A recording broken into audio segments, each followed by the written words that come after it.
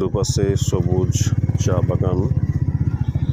সত্য পাতাগুলো কাটার সময় হয়েছে, শাড়ি দিয়ে সুন্দরভাবে সাজানো, যেন সবই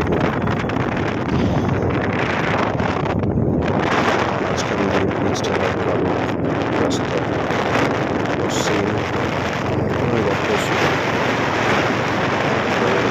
গাছের ছায়া ফেলে আছে।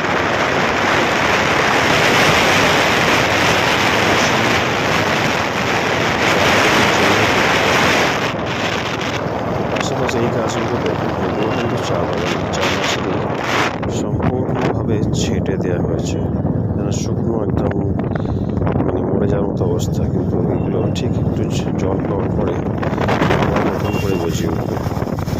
আমরা চা বাগানের ছবিগুলো দেখি, সেগুলো সম্পূর্ণ সবুজ অবস্থায়, কিন্তু যখন চা পাতা হয়ে যায় সারা বছরই একবার এইভাবে পুরো সম্পূর্ণ গাছটাকে ন্যাড়া করে দেওয়া হয়।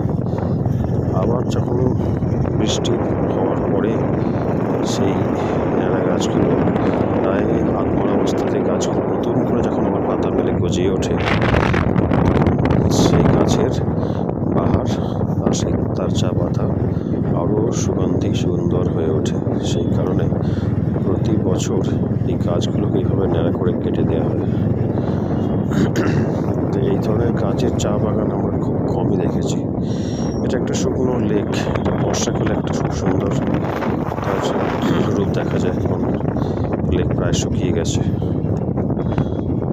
কি জানি বর্ষাকাল পর্যন্ত থাকতে পারবো কিনা, দেখা যাবে কিনা তার রূপ।